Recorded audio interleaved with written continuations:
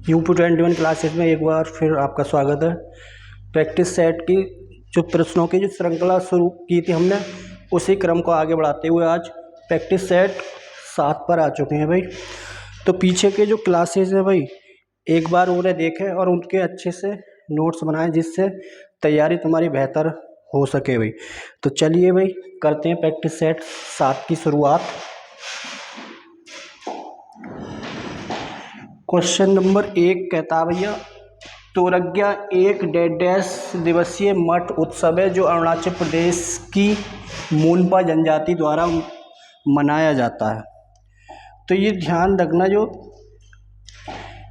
तोरज्ञा जो फेस्टिवल है, एक तो हमें यहाँ पर ये ध्यान रखना कौन सी जनजाति द्वारा मनाया जाता है, कहाँ का भाई, अरुणाचल प्रदेश का। तो कुछ बातें जो है प्रश्न में ही मेंशन कर दी गई है भाई। अरुणाचल प्रदेश का फेस्टिवल है और कौन सी जनजाति द्वारा मनाया जाता है, मोनपा जनजाति द्वारा मनाया जाता है अभी। तो ये जो है कहाँ पर मनाया जाता है, ये भारत के सबसे बड़े बौद्ध मठ, भारत के सबसे बड़े बौद्ध मठ, सबसे बड़े बौद्ध मठ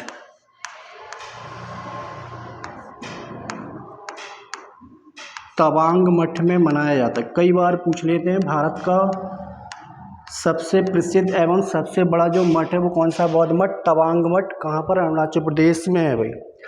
तो यहाँ पर कुछ फेस्टिवल और देखेंगे अरुणाचल प्रदेश के, जैसे भाई अरुणाचल प्रदेश का एक फेस्टिवल है लोसर, और लोसर ध्यान रखना ये तिब्बत में भी मनाया था। लोसर ये फेस्टिवल जो मनाया था मोनपा जनजाति के द्वारा मनाया जाता है, मोनपा जनजाति का।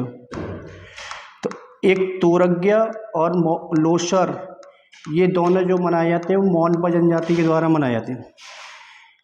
दूसरा जो फेस्टिवल आता है भैया, एक आता है हमारा बोरी बूट यूलो फेस्टिवल, बोरी बूट यूलो फेस्टिवल। ये कौन सी जनजाति ट्राइब के द्वारा मनाया था, निसी जनजाति के द्वारा मनाया था, अरुणाचल प्रदेश की निसी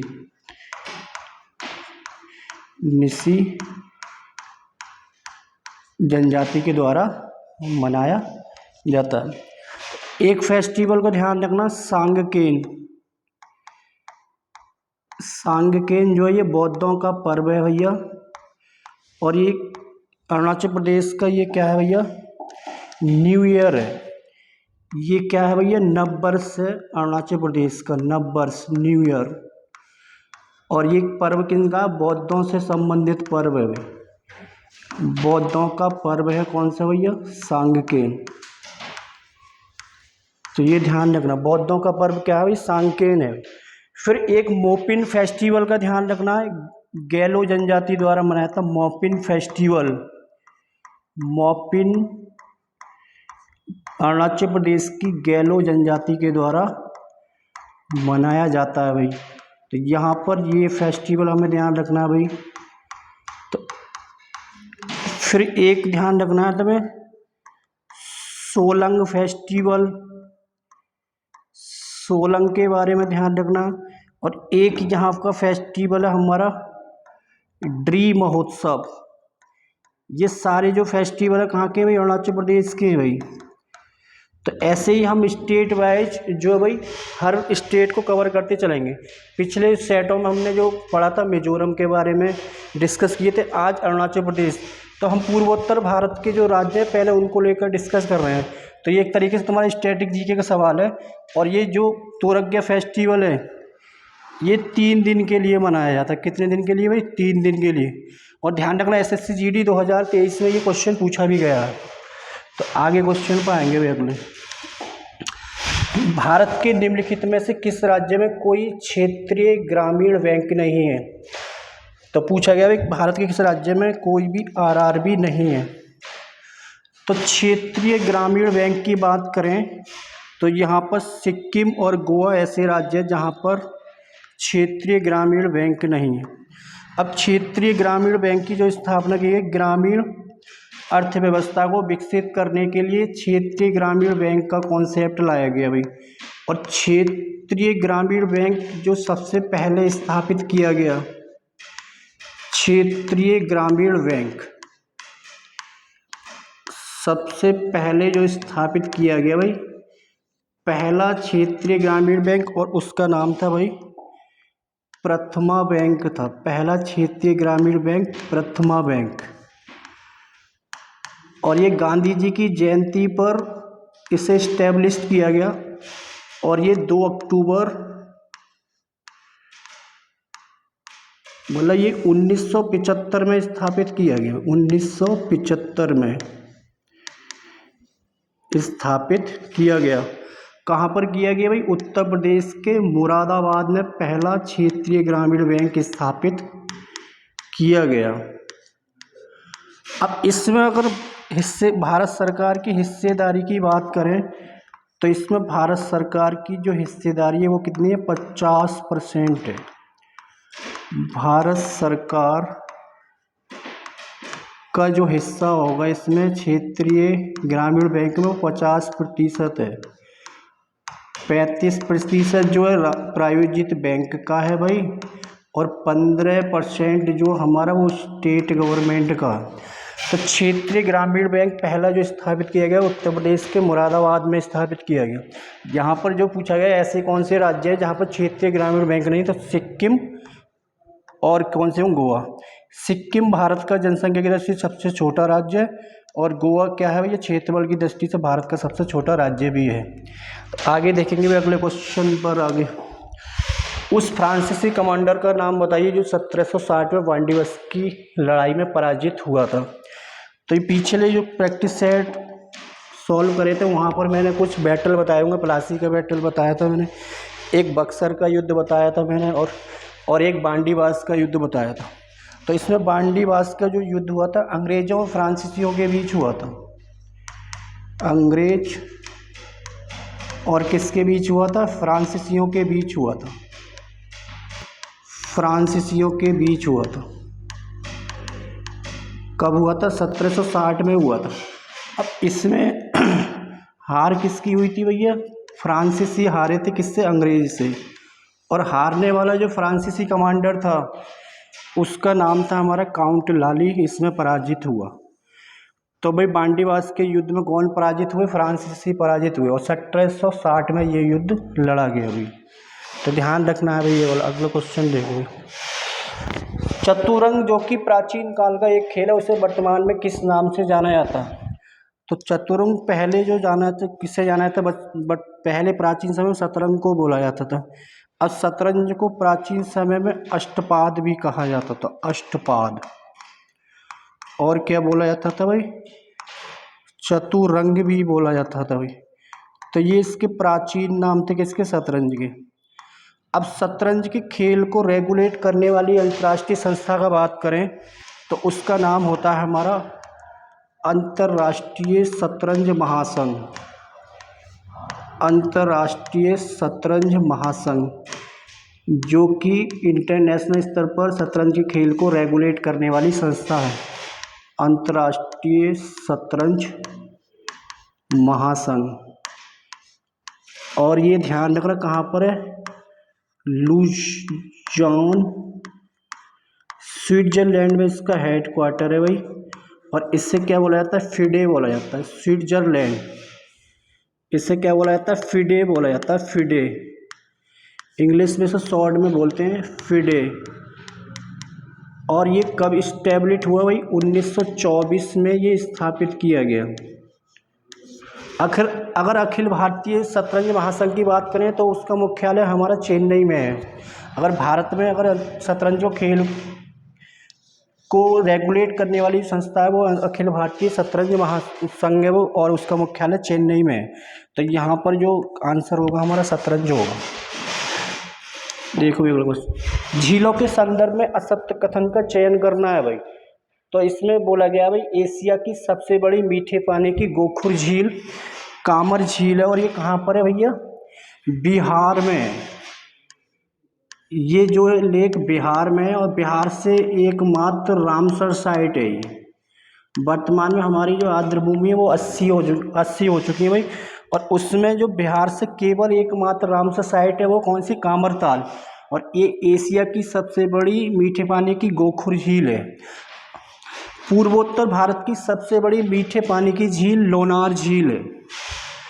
तो ये लोनार झील नहीं है भाई, ध्यान रखना।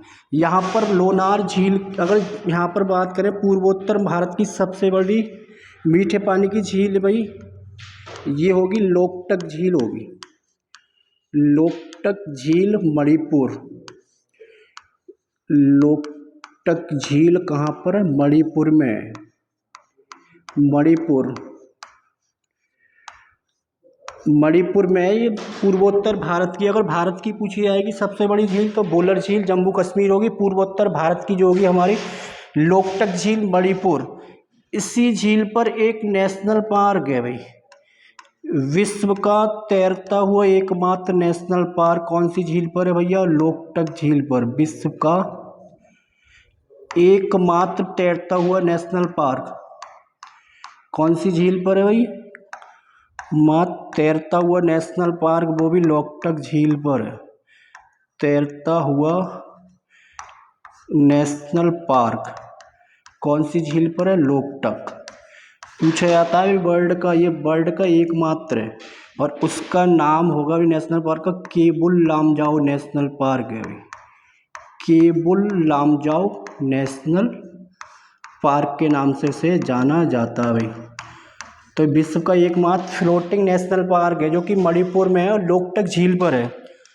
अगर लोनार झील की बात करें तो ये है भैया भारत की क्रेटर झील है। ज्वालामुखी क्रिया द्वारा निर्मित झील क्रेटर झील कौन सी है, लोनार। और ये कहाँ पर पड़ेगी, हमारी महाराष्ट्र में पड़ती है।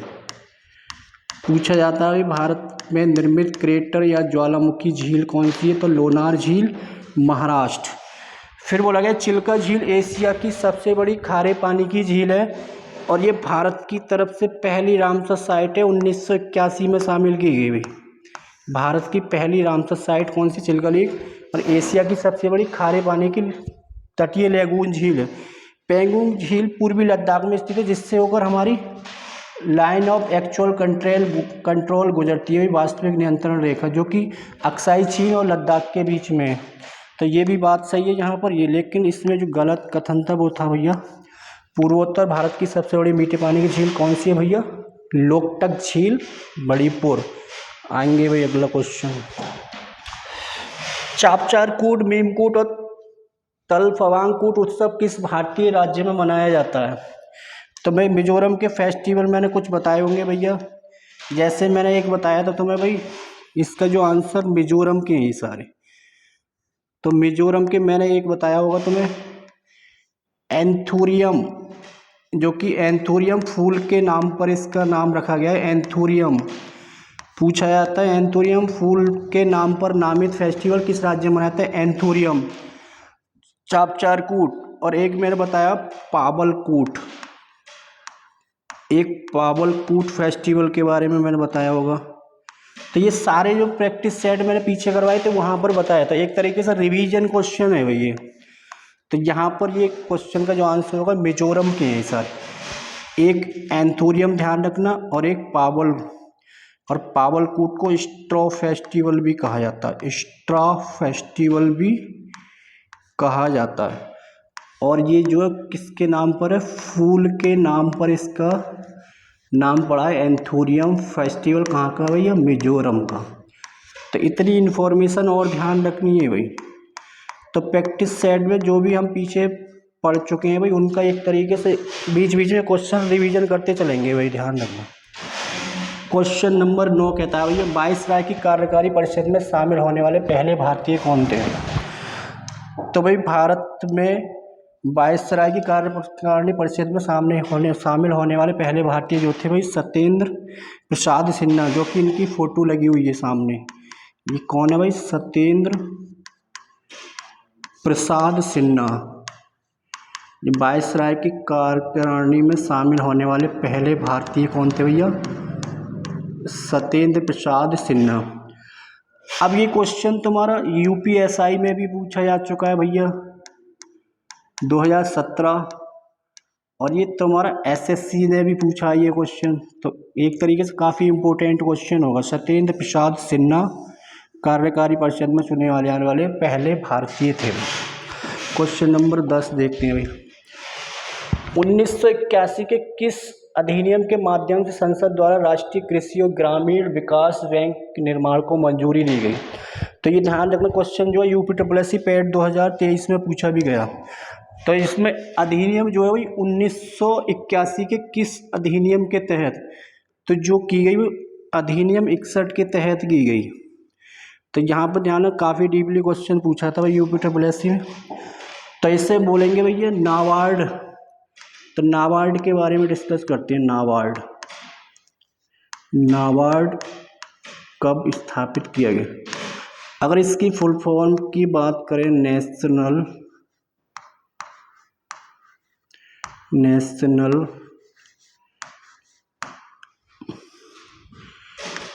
एग्रीकल्चर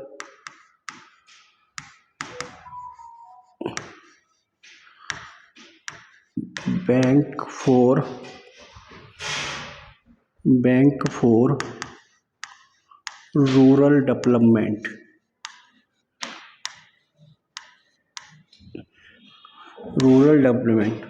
राष्ट्रीय कृषि और ग्रामीण विकास बैंक। अब ये इसकी स्थापना की गई 1981 का अधिनियम के तहत 12 जुलाई 1982 को नाबार्ड की स्थापना की गई। 12 जुलाई 1982 को नाबार्ड की स्थापना की गई। और इसका जो मुख्यालय है भैया, ये है भैया मुंबई में इसका मुख्यालय है। मुंबई महाराष्ट्र में इसका हेडक्वार्टर है। और इसके वर्तमान में जो अध्यक्ष हैं वो श्री साजी केबी इसके हेड हैं वर्तमान में। श्री साजी केबी इसके वर्तमान में हेड हैं किसके? नाबार्ड के भी। तो ये ध्यान रखना, अगर पूछा जाता नाबार्ड की स्थापना किस समिति की सिफारिश पर की गई, तो बी शिवरामन समिति की सिफारिश पर नाबार्ड की स्थापना की गई। बी शिवरामन समिति